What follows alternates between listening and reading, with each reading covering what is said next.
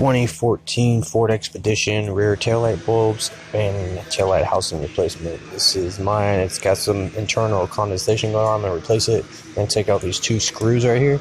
These are Torx bit. You take a Torx bit T20.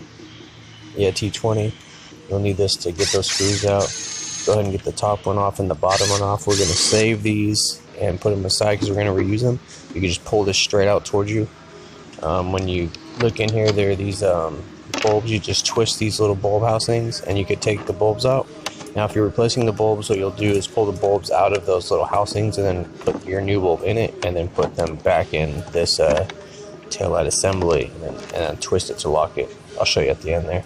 But I'm replacing this whole housing. I got my new one here. This is my part number.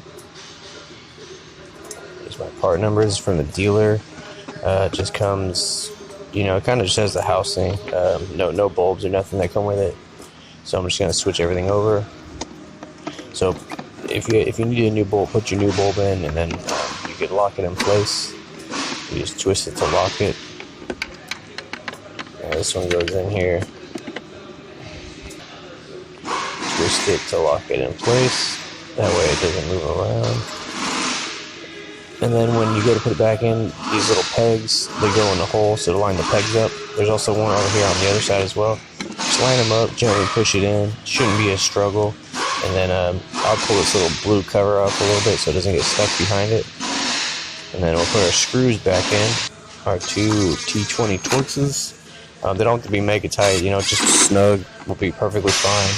And then I will take this off. And then, yeah, you hit your bulbs, try and make sure they work, and you're good to go. Thanks for watching.